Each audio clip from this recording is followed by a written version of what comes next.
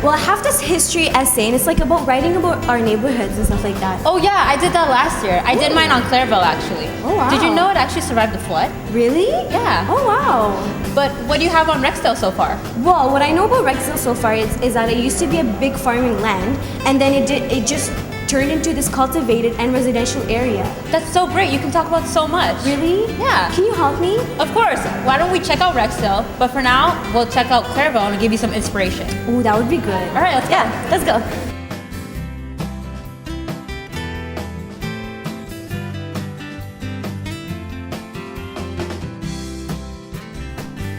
Clerval is one of the many areas located in the Greater Toronto Area. The origins of Clerval began as a region overlapping 3 townships, Etobicoke, Vaughan, and Toronto-Gore. This village was founded by Jean du Petit-Pont de l'Aille in 1832. De l'Aille was known as the father of Clerval. In 1840, he bought the Lot 40, a 100-acre lot located in the very northwest corner of Etobicoke. In 1849, the lot was subdivided into a village and he named it Clairville after his eldest daughter, Claire. The village consists of 74 town lots, most half-acre, and 3 new streets, Alkide Street, Paul Street, and William Street, all named after his children. He donated his land to build churches for 3 different denominations. By 1870, the population grew to 175. The town consisted of 2 hotels, 2 general stores, 1 butcher, 1 blacksmith, 1 tailor, 1 cabinet maker, and 1 steam-powered grist mill. In 1832, the first building in Clairville was built and used as a public hotel by John Dark.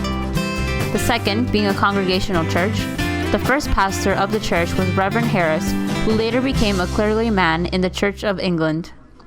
The second pastor, Reverend Hopkins, also became a clergyman in the Church of England. The first store in Clairville was built by John Donaldson, which later was occupied by Messrs. The Clairville Community Hall and Park Association was organized in 1860. In the 1880s, a Mennonite church was built on the south side of the road that divides Etobicoke and Vaughan townships. Albion Road was one of the first settlement roads surveyed outward from the old town of York, dating back as early as 1799. Albion Road was one of the first roads to be constructed, which now runs from Weston to Clairville. Down Etobicoke's Indian Line, the Clairville Dam and Reservoir opened on September 16, 1965. It is now extended across the west branch of the Humber River. The Indian Line Campground, also known as the Clerval Conservation Area, is an 848-acre suburban conservation area located on the border of Peel Region and Toronto. A major part of the campground is located in the region of Brampton. This area was obtained in 1957 to build a flood control dam and reservoir after Hurricane Hazel. This park has numerous creeks and ravines, flat plains, and rolling hills. Located in the Mississauga region is the Indian Line Campground, a family campground which provides 245 serviced and unserviced campsites. The Etobicoke Field Study Center, located in the southern corner of Clairville, provides programs for students between grades 1 to 6. There is no doubt that Clairville is the epitome of a small town with a big heart, overcoming many obstacles to become the great town that it is today. So Andrea, what do you think about Clairville? It was actually really interesting. Okay. Now that you have some inspiration on Clerval, let's go check out Rexdale. Let's go.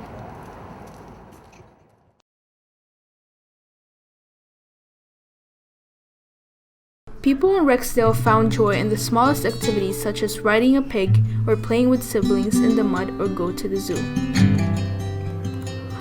Women in the 19th century, unlike today, were the ones responsible to handle the entire household work themselves. They had to cook, make clothes, take care of the kids, and some of them even had jobs in the farms. These women always had to ensure that their house is clean since back then. Social life was very imperative, and they expected visitors at all times. Diary of Milne, a working woman. William and I stuffed matches. We sewed it all and did it very nicely. We both tied the twine. Didn't finish today. William and myself finished matches today. Had a race in cutting threads. He coming out victorious as he usually does. Milne, May 24 to 25, 1869. This is Miss. Hood's days of work and pay for the year 1868 found on the last page of her diary. This picture was taken in the 1955, but the day that the church was built is unknown. Another important church was the Sharon United Church, located at Rexdale Boulevard, north side east of 4th Line. This church initiated when an English lay preacher, William Hainstock, and his wife Anne moved to Highfield, opened their house for a church service in 1842. Afterward, in 1845, local Methodists built a chapel on Rexdale Boulevard. Then in 1956, the Methodist community decided to build a church beside the chapel called Primitive Methodist Chapel. The church's name was then changed to Sharon Methodist Church in 1884, and then to Sharon United Church in 1925. However, due to the development that occurred in Rexdale, the church was taken down in order to build the new Woodbine Racetrack in 1955. In the TCDSB records, the oldest school found was dated back in the 1828.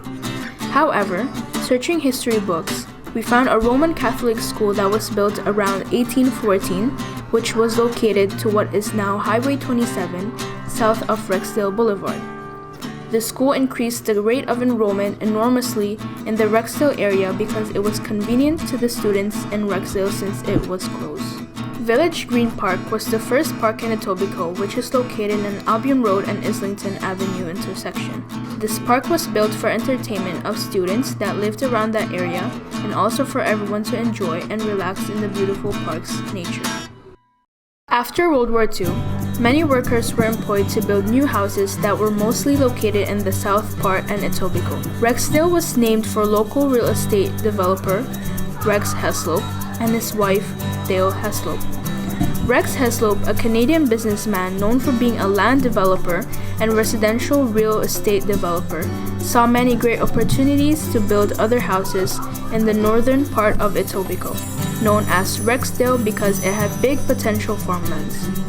Thus, Rexdale started to prosper, and many people bought houses before they were even finished, thus making Rexdale a cultivated and more residential area. Another issue arose due to the raise in residential tax rates, since Rexdale was not an industrial area. As a result, Rex Heslop bought many farms in Etobicoke in order to provide industrial environment. Therefore, Rexdale became an industrial area and the largest in township. In order to establish a metropolitan road system, resurfacing, improving, and constructing wider streets were critical in order to achieve this road system. As a result, many of the main roads in Rexdale were built, for example, Albion Road, Kipling Avenue, and Islington Avenue. One of the oldest church that is still standing until today is St. Paul the Apostle Anglican Church, located on Rexdale Boulevard, north side west of Islington Avenue. Service on the Rexdale route operates using TTC buses from Lawrence and Maine in the village of Weston to the Rexdale area. In 1956, bus number 80 was assigned to the Rexdale route. The Rexdale branch of the service is a 9.03-mile round trip. In the morning and evening rush hours, residents are provided with a half-hour service. The bus continues west along Redwater Drive, south on Kipling Avenue, and west on Rexdale Boulevard to Martin Grove Road. This line system currently runs from the Queensway westbound station. We discovered some pictures of the fire hall in Rexdale from the 1955, taken by James Victor. It was located in Etobicoke, Kipling Avenue, west side north of Racine Road. With a little of renovations, this fire hall survived up to today. One of the most famous horse racetracks in Toronto is found in the Rexdale area. The Canadian Woodbine Racetrack that is owned by the Woodbine Entertainment Group and currently located at 555 Rexdale Boulevard opened in 1956. It is the only racetrack in America that has the capacity to stage thoroughbred and standardbred horse racing programs on the same day, which was established in 1954. From the 1874 to 1993, this racetrack was known as the New Woodbine Racetrack, since the old one was located at Queen Street East, which was known as the Greenwood Raceway.